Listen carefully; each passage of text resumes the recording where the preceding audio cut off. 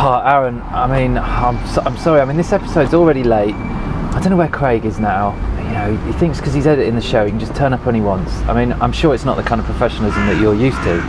Oh, that's all right, mate. I was only going to take in a gallery and have a cup of tea. Well, I mean, still, it's just not good enough. I know, and I'm sure you know that it's not the professionalism that you like to see. But anyway, oh look, here he comes now. Oh, finally. Yeah, Craig, what's going on? What sort of time do you call this? Sorry guys, I had some other jobs on. You know, ones that actually pay.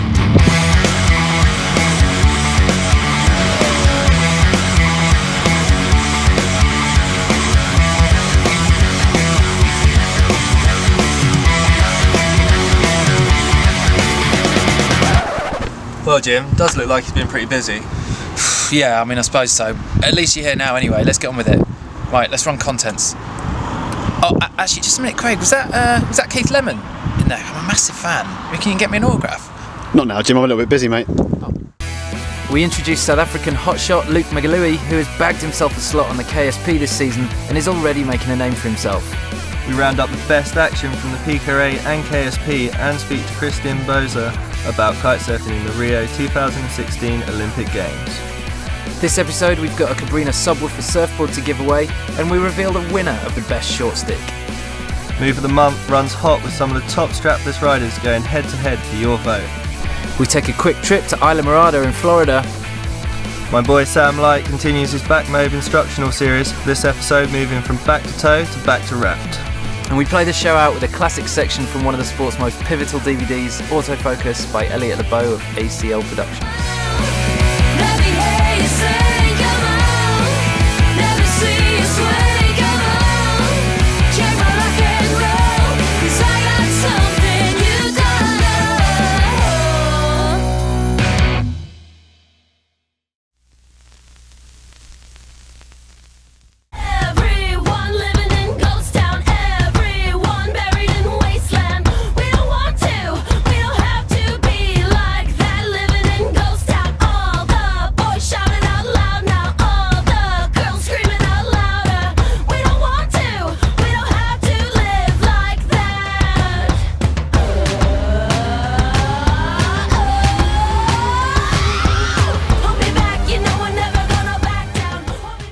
So as you can see, we're joined by Aaron Hadlow, who's going to be guest hosting the show with us this time. Yeah. Annalise is away. She's actually busy shooting a music video for her band Kovac. So you can find them at kovac.co.uk. But pretty good excuse, but I reckon we've got a pretty good replacement. 5 times world champion, doesn't get much better. How's it going, Aaron? Not bad at all. Last episode we had you on talking about your knee injury. That was quite a few months ago now. You've had some good news recently, I think, from the doctor. Yeah, definitely. It's been pretty cool recently. I went to the doctor on Wednesday for my final checkup. Got the sign off to go kiting again. Not 100% back, you know, I can't go jumping straight back into Mode 5 straight away, but at least signed off to go back on the water now. Cool. And you've had a couple of little sessions on a skim board or something, taking it nice and easy, is that right? Yeah, I mean, I've done a lot of training recently, like just in the gym, and luckily with Red Bull, with their high performance team, they've just been getting me out there and just getting the muscles back, getting everything back to normal, so I'm feeling good. So to jump on a skim board isn't too much of an issue, you know, it's quite stable, and now it's now I'm just finally progressing back to putting a pair of boots on and going for it. Nice. What have you missed most about being on the water? I mean, I think it's been like 5 months now, hasn't it? Oh, from my actual injury was in like the beginning of February, so almost 7 now. Like gone 7, it's been ages, but it's gone quicker than I thought. I mean, obviously just the riding and watching everybody progress whilst you're kind of sat in your arse, it's kind of harsh, but at the same time it has gone really quick. I've kept myself busy. Been doing loads of stuff with Red Bull, loads of things, you know, just different shows and question and answers and travelling around from then. Loads of stuff with the brand, with Flexi4, working on the new products a lot, doing a lot of promo trips, so yeah, suddenly it's time to get back on the water, and it hasn't been too bad at all. Yeah, so it's been time well spent. Yeah, definitely. And here we are, we're in a car park in Goring, glamorous as it is, but this is where you call home when you're in the UK. Yeah. What is it you like about spending time in this area? I just think it's a cool place to be. It's just, one, it's got a couple of good mates here and a lot of friends, close to Brighton, which is a good place. I always spent a lot of time down here in the past and decided to move here about 3 years ago. My parents moved out to Cape Town, and then I just found a base here and for me it's just easy because I used to live in Cornwall, but it's so far from the airports, it's so far from London and my sponsors.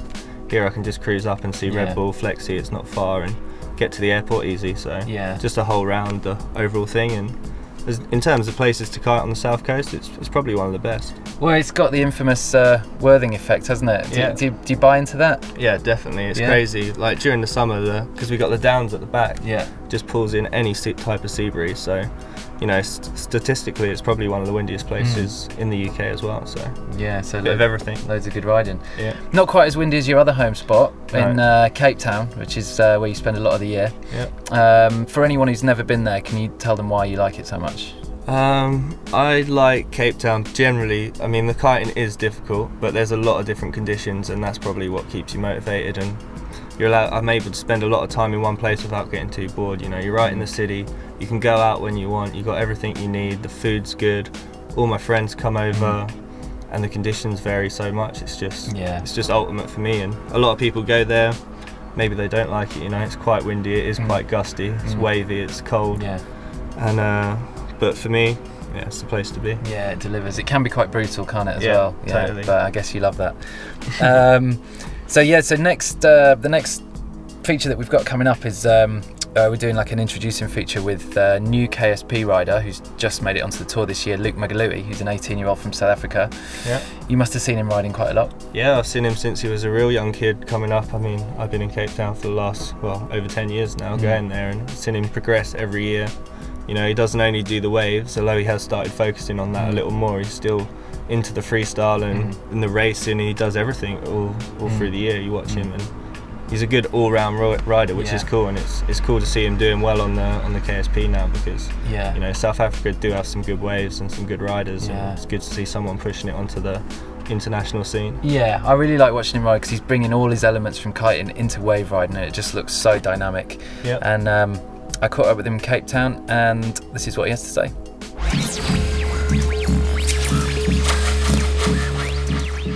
Right, we're here in a very windy Cape Town above Dolphin Beach. I'm here with McGillewie.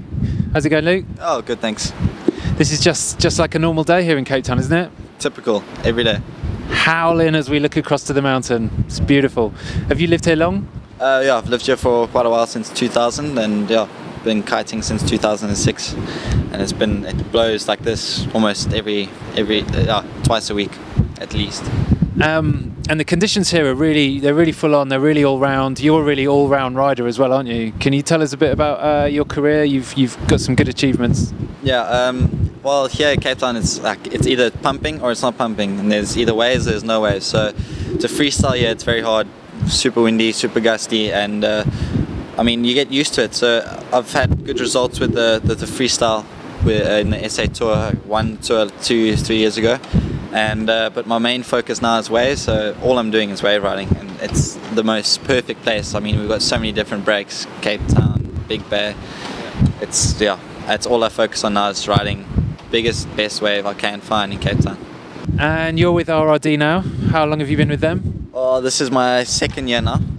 Or full first year going into my second, and it's been really good so far. It's been really nice. And Roberto's out here at the minute. I've just seen him downstairs. He's here for 3 months doing all gear development testing. What's it like having the boss here for that long? It's it's the boss. It's never good. No, it's good fun to have Roberto here, because the whole crew comes down. We test everything. We have amazing sessions together.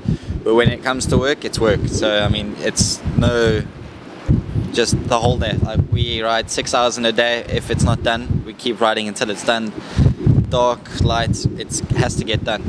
So what sort of things are you doing? Are you gear testing or photo shooting or everything, or developing gear? Or we're doing all of those actually. We're testing all the new kites, all the new boards. I mean, developing new boards, photo shoots. So basically we get a whole bunch of stuff from Italy that's been pre-planned for South Africa to be tested. Once we've tested it, we shoot it, and from there it just goes into the mainstream. But at the moment, the main focus in Cape Town is to create new boards. So we focus all the wave riding boards in Cape Town to get shaped and tested here in the toughest conditions. So I mean, as soon as you get it anywhere else on a perfect wave, it's going to be amazing. And you're hoping to get on the KSP this year? Yeah, there's a lot of practice here. I mean, there's always different waves. But yeah, the KSP, I've been registered now, and I'm just waiting to find out if I'm definitely in, and if, yeah, hopefully I do get in. How are you at going right? I know they've brought in a couple of rights this year as well. Recently, the last 2 weeks, we've had a lot of northwesters here, but we've actually been going to Platboom, and it's been really windy there, so Roberto's been pushing me to ride on my switch stance, and I'm actually getting it. I'm really getting comfortable with it, so I'm getting vertical now. Before I could just turn, now I'm doing everything, so it's perfect. Well, I'm going to let you go because I know you're itching to do a downwinder before we get blown off this balcony, but thanks very much for your time, Luke. Cheers, thanks a lot.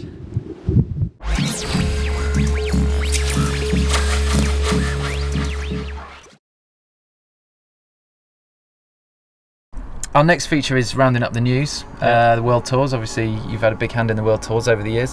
Have you been keeping up with them recently? Yeah, definitely. I mean, I was meant to go back and compete this year. I was looking pretty forward to getting back involved.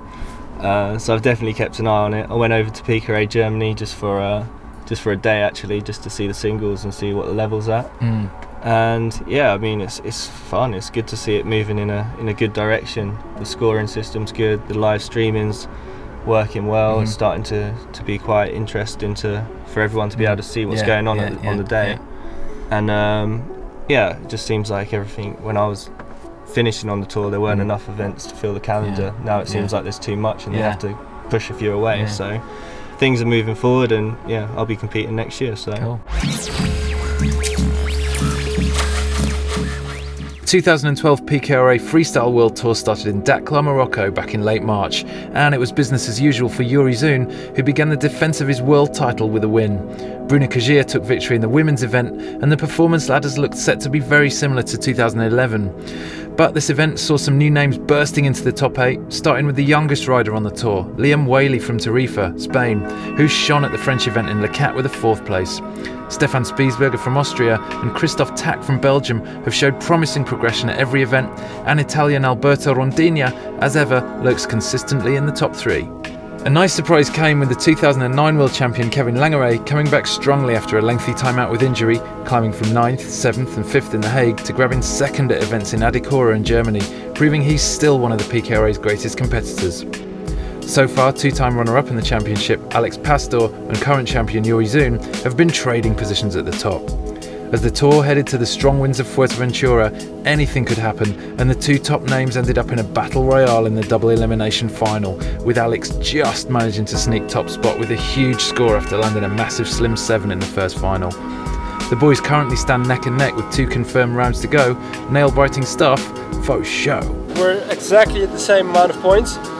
So it's going to be really exciting towards the end of the year. We have 2 more competitions, so it's all going to be down of those 2 competitions. We have 1 more discard, so you know it's going to be really exciting. And you know, I'm going to train a lot now, and you know, try to win those 2 competitions. It's a similar scenario in the ladies, with 2009 world champion Bruno Kagia and current champion Gisela Pulido tussling it out at the top. Gisela had a slow start but has come back, and the 2 top female freestylers headed into the German event neck and neck on points, a PKRA first at the time. Gisela edged in front after the blustery, stormy event in St Peter-Ording, but Bruno has since snuck back into the lead after a better finish in Fuerta. There is an ever more popular trend for riders to compete in wake-style boots instead of straps for increased power and control. It will be interesting to see how this pattern develops and what influence it has over results come the end of the season. There's no doubt the discipline of kite racing is on a huge high after making it into the Olympics in Rio 2016, and the PKRA World Racing Tour is a fantastic format to watch the top racers do battle. 2 big revelations this year are Brian Lake, a powerful rider at home in the strong wind conditions of Adikora and St Peter-Ording, and Ricardo Lecesse, more of a light wind specialist who excelled in France and Mexico.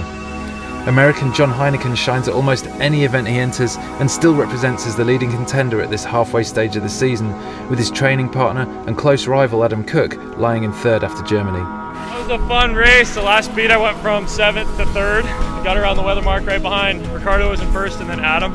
Those 2 were pretty much overlapped at the finish, and I was another few seconds behind, but it was pretty exciting. It's fun when you're coming in just going 30 knots and trying to hold on and trying to push it to the level of almost explosion and hoping the other guy blows it, you know? So, for the ladies in course racing, Katja Roos has been the most consistent female rider and will be training hard at home in Holland for the next 4 years, aiming for an Olympic spot. Challenging her have been Erika Heineken, sister of John, who won her first ever tour stop in Mexico. The siblings recently won the North American Championships in San Francisco too. French champion Caroline Adrien came back from injury to give Katja difficulty in high air, dominating the event. And finally, Kristin Boese from Germany shone at her home event, holding her first place right up until the very last race, when Katja managed to pinch the win. No mention of Steph Bridge yet, you may have noticed. The multiple world champion from the UK managed to find the time to turn up to the PKRA Turkey event, dominate and win.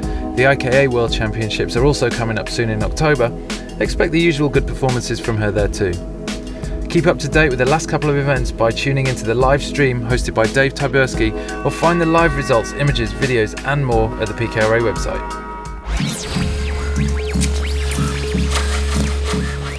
"36 top wave riders from 17 countries gathered at Guincho Beach, Portugal from June 1st to 10th for the much anticipated first KSP World Wave Tour event of 2012. Although some great riding and ferocious heat performances went down, including Mitu Montero grabbing a surprise barrel close to the crowds on the shore, overall the organisers and riders were incredibly unlucky to not get the right conditions to be able to finish the event during the entire 10-day holding period. Best wave awards were awarded to the riders with the highest single wave scores though, and the results were as follows.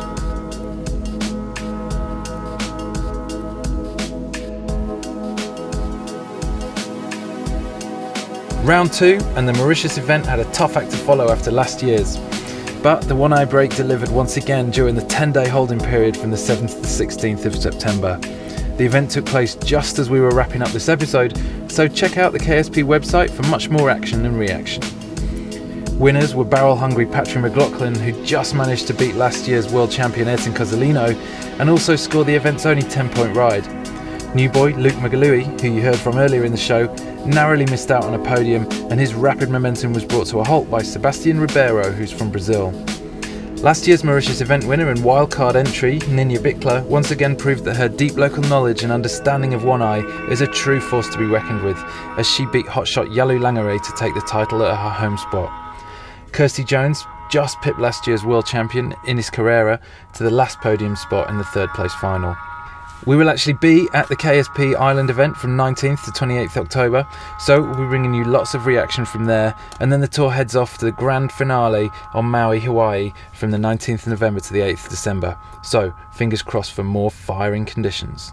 It worked. I mean, the conditions were perfect. It seemed like every single wave was barreling, so I just went for it. That's all I was doing. I was just trying to hunt down the barrels, and I got a few good ones. I had one wave, I had 2 good barrels, and I think I got a 10, so I'm happy. We were just so lucky. We had big waves rolling in, and yeah, I knew what to choose, so I was super lucky, and I just ride like normal, and I lost a bit before I was nervous, and after it was gone, so in the last waves I could really score.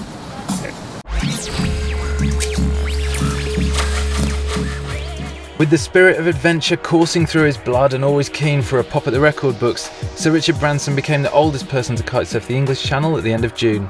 The 62-year-old Virgin boss battled winds gusting up to 40 miles per hour and rolling swells mid-channel, completing the 30 miles from Dymchurch in Kent to Wimereux in France in a respectable time of 3 hours and 45 minutes. But this wasn't the only record his group set over the weekend. Sir Richard's son Sam became the fastest person to cross the channel in 2 hours and 18 minutes, and the Virgin Flexifoil team also claimed the record as the biggest group to ever kitesurf from England to France. Prior to Branson's mission, Frenchman Bruno Sroka broke the major speed distance record for channel crossings for the 100-mile distance in May in a time of 5 hours, shaving 20 minutes off Manu Batan's record that stood since 2004. How much do you think the Olympics is going to bring to kitesurfing? How much difference is it going to make to the sport? I think the Olympics have already brought a lot more credibility to the sport. It now has become an actual sport. It's, you know, accepted by media a lot more. I could just feel that in Germany at the World Cup there, the interest from the media was a lot bigger, and obviously everyone is talking about the Olympics. But also I think it's actually going to be a lot a big opportunity for the kiteboarding industry. And then for the riders, obviously there is the opportunity now to get sponsored by your government or by the national sailing federations and actually get the support that was never there before. Have a trainer, you know, train with a coach and with a team. That's something completely new. It makes it possible for a rider to really become a professional. Are we expecting a big influx of windsurfers learning to kitesurf now, do you think? Yeah, I think that's definitely going to happen, and it actually has happened already. A lot of windsurfers that have trained for the Olympics or in the youth squads, whatever, have already taken on kiteboarding now. Obviously wanted by their national associations. You know, they've invested money into those people, into those kids, into the young guys, training them for the Olympics, and they're not just going to give up on them now, but they're going to give them different opportunities, which in that case is going to be kiteboarding. Kiteboarding, and I think that it's going to be very interesting because those people, those athletes, they all have a lot of race experience, which a lot of the kiteboarders are lacking at this point. So the kiters will have to train more on the tactical side, and the windsurfers more on the skill side, kite side. Yeah, so we will all meet in the end. Yeah.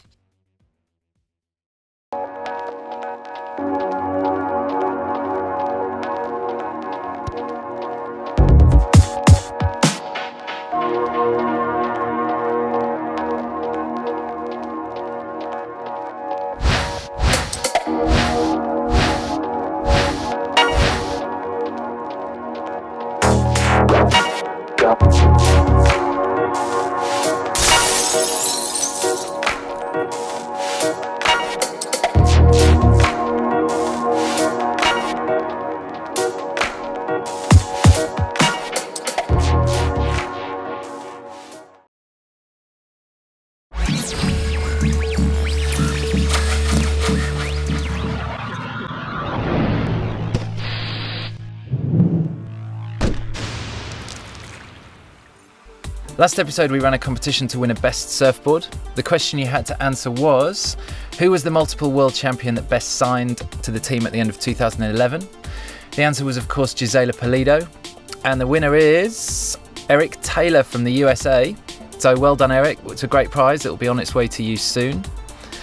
Now this episode we've got a competition with Cabrina, and they've put up their subwoofer surfboard, another great prize. Here's Rio Stevens with more details.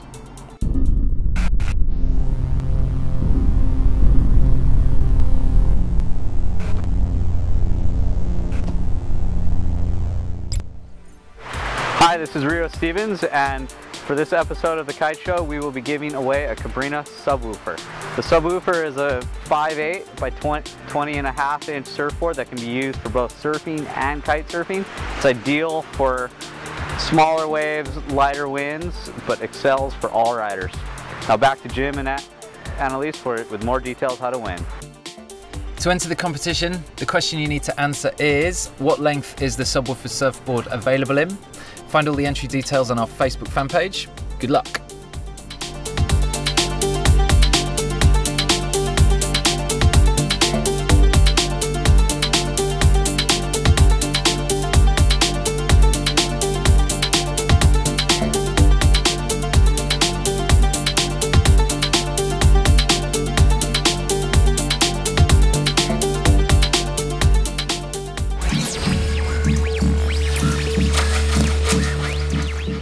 So this episode's move of the month is strapless airs. Aaron, I've even seen you tearing it up on a surfboard time to time. It's been a while, but yeah, back in the day. Well, we've got loads of motivation for you now.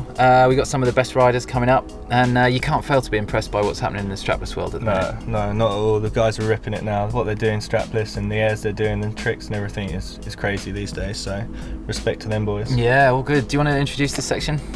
Yeah, so here's my favourite part of the kite show. It's move of the month. Bunch of guys, they forgot to put their boots on for some reason. Don't know what's going on there. But anyway, they're doing some sick tricks. Check out the Facebook fan page and vote there. Boom. This is Niccolo Porcella, and it's the punt of the month. And this was shot in Maui, Hawaii, in Waihu, May 20th, I would say. And this was a pretty big frontside air. I hope you guys enjoy it. The same, built to self-destruct. Hi, my name's Patri McLaughlin. I'm 23 years old and I'm from Maui, Hawaii. I've been kiting for 10 years now and competing for a little over a year. I got into riding waves because I love it. It's the best feeling in the world. This is my move of the month entry. It's a strapless 360 off a wave. I try to keep the kite low and more powered and do the rotation fast and smooth like a surfer would do it. So, hope you like it. Gonna paint my way through this world, town by town. Hi, this is Patrick Rebstock. This month we got a clip from the LTD filming in Portugal. Cheers. Can't you see this is my sacrifice? Tell me. Hey guys, this is Keahi from Noosa, Australia, and this is my move of the month. Stains won't fade, hard as I try. Hey, I'm Karry. I'm from Santa Barbara, California, and this is a shove it to reverse out for the move of the month. It's a super technical trick, really fun to do when it's kind of sloppy onshore conditions. I've had a lot of fun doing it, and I hope you enjoy it, so check it out. Reduced to particles and sounds. Gonna paint my way through this world, town by town. Trapped under ice, I can swim, but I wanna fly.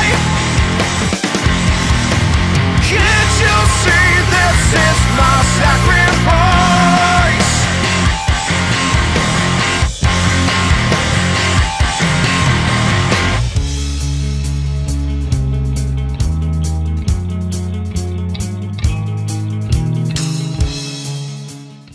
Well, I've spent many a day on the green this summer. No riding for me, unfortunately, but it's been pretty windy, I think.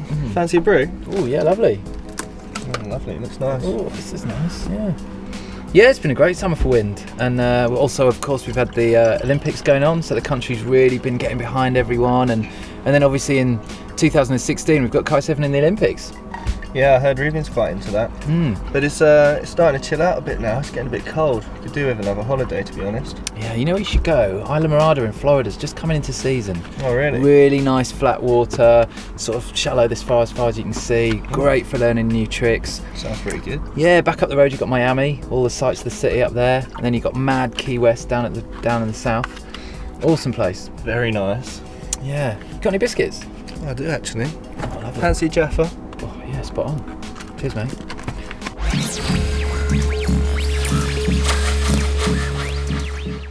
For learning, this is a learning paradise. I mean, people come down here from all over the planet because you can get right out about a mile offshore and you can pick your depth. We do probably 90% of our lessons here at Whale Harbor Marina, right offshore at the sandbar. We've got a really nice sandbar offshore here that's huge. It's hundreds of yards long and spread out wide. It's sand anywhere from ankle deep up to chest deep, depending on the tide and exactly where you are. We do most of our lessons out there, and then on the back of the island, we'll leave from Whale Harbor as well by boat and go around to the back of the island and launch off of a sandbar out there as well. There's a few other beaches that we use around the Keys, private beaches, private properties, resorts that we do lessons on by appointment if you're staying there and things like that. But the public is welcome to come here to Whale Harbor and ride. We have a launch site right here behind us that you can ride from, and then we can also take you out by boat right offshore to the sandbar and ride. Our kite season here in the Keys is from around October through around May. It'll go through the fall, and the winter is frontal related, and then we get into the springtime, and we're looking for a Bermuda high is what we're looking for, where high pressure will come in above us, north of us, and we'll have that clockwise rotation, and we'll have some nice easterlies, dominant winds or easterlies here. So that's the main time of the season. We get wind all year, but in the summertime it's a lot more sporadic. You might have a day, a week that you can get out and ride. So most of our kiting here is done in the fall, winter, and spring, with the winter and spring being the best months. So, you know, whenever you're doing a kite trip, bring what you can. A mid-range kite is generally the best. You know, the wind's not extremely strong. It's fairly steady. We're on 10s and 12s a lot, but there'll be the days we're on 7s and 9s as well. Especially right as the front's coming in, it's strong, of course, then it'll taper off. And then it'll clock around. We call it clocking around as the wind, you know, changes direction from the north around to the easterlies. And then we hope it just parks itself there at east for 3, 4, 5, 6 days and blow 15 to 20 steady. One of the things that have helped us a lot over the years, because it's not windy every day, like anywhere, is all the other activities that there are to do in the Keys. In the Keys, paddleboarding is phenomenal because the water's shallow, crystal clear, so you can see everything. It's like eco paddling. We've got a charter boat. We go offshore charter fishing. You can rent boats here. We've got a fleet of boats to rent, from larger center console offshore fishing boats to small little skiffs that you can take out to the sandbar and just go out there and have a picnic or have a few drinks and hang out at the sandbar. So there's all kinds of activities you can do here. So you're never skunked. We go out snorkeling as much as we go kiting and wakeboarding. We've got a lot of exciting things going on with wakeboarding here in the next few years as well. And so yeah, all kinds of things to do when you're in the Keys. You don't have to just count on one thing. So.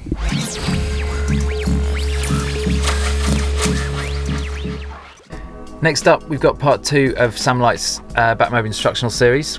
We shot a lot of this at the cable park in Cape Town. Yeah. You spend a lot of time riding the cable. Do you find it really helps you kiting quite a lot? Yeah, it's perfect. I mean, when there's no wind, it's just ideal because that's when it's best over there, and vice versa. So for us to be doing all this wake style tricks and using rails and kickers, it helps your kiting so much. Yeah. And at the same time, it's so much progression in it. It's so much fun though.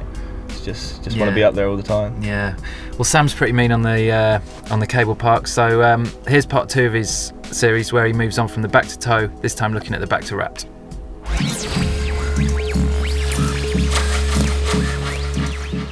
Back to wrapped is a back roll with a front side 360, which basically means it's another 180 further than toe side.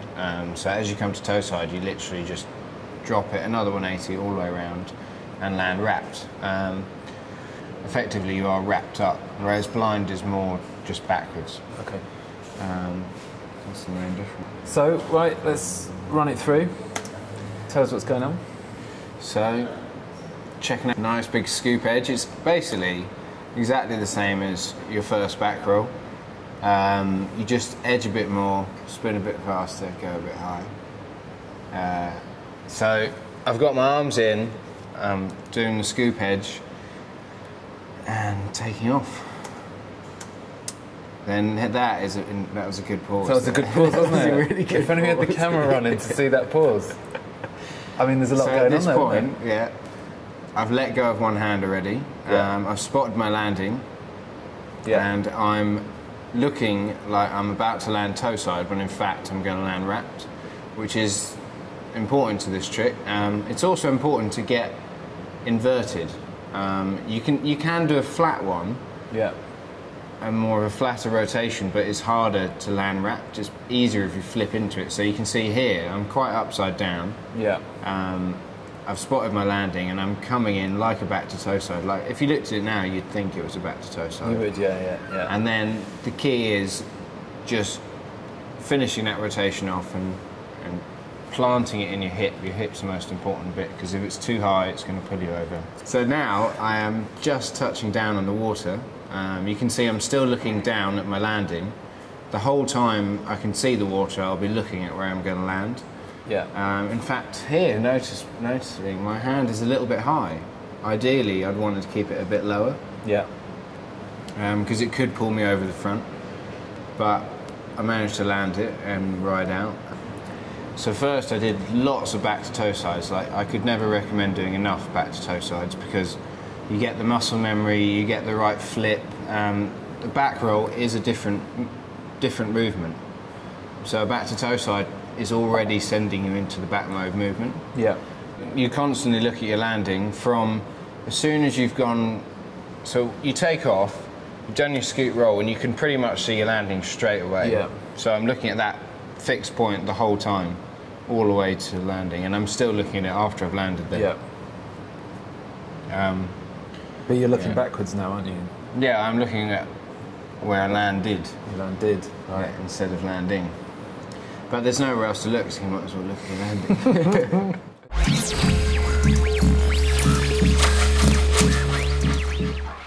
Right, we're at the end of another show. Thanks for watching. Thanks also to Ben Asselman, as usual, for his amazing tunes. And thanks to everyone else who's helped us get the show together. All their credits are going to be popping up now. Also, if you like the show, help us share it. Like us on Facebook, follow us on Twitter. And remember that on our website you can watch lots of our back chapters now, and they're all fully embeddable as well, wherever you like.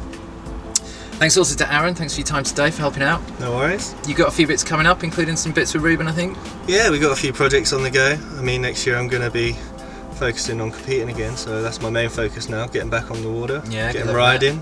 It's going to go well, but yeah, hopefully we're going to try and get some TV shows together, me and Ruben together. He's got a lot of projects coming up, so it's exciting times. Good stuff. Also, if you don't know, Aaron writes a column in Kite World every issue, so you can catch him in there.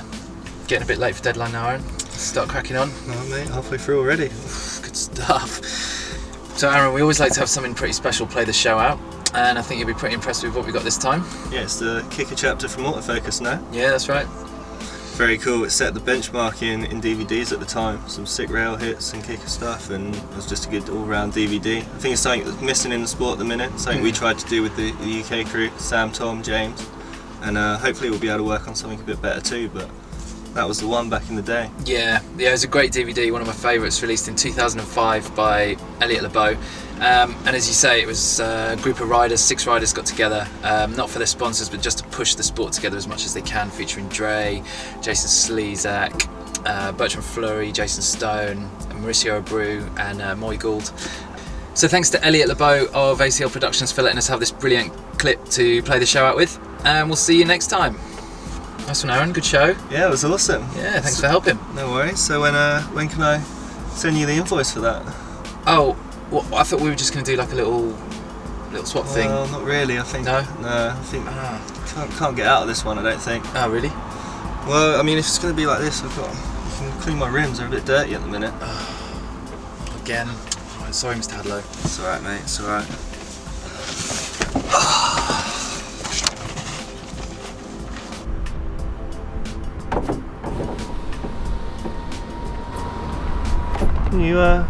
You getting all of that there? Yeah. Yeah, sorry boss. Sorry boss.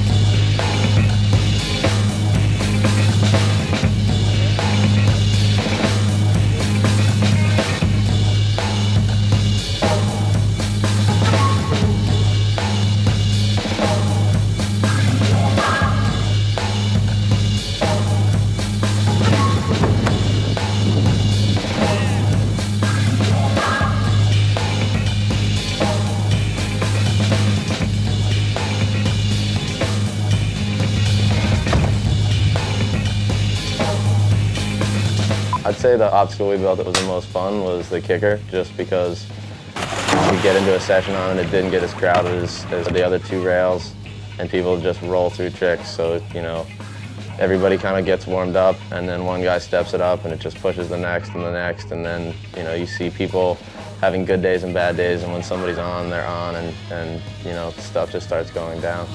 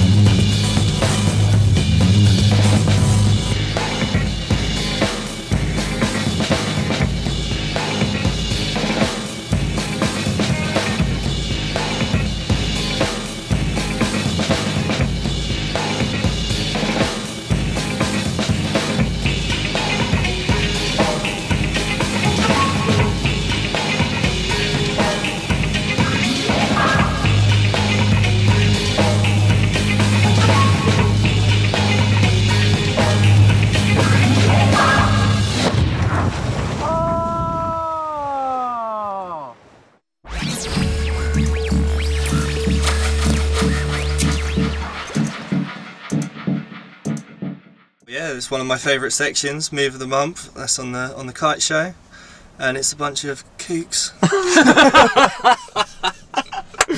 Fools.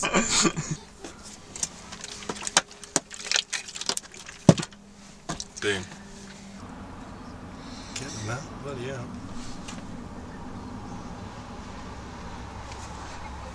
We're still rolling. Awesome.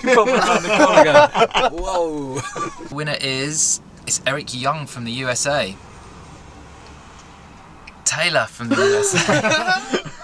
So Aaron, we've got something pretty special to play the show out with now. Something I think you're going to be pretty impressed by. Yeah, it's the...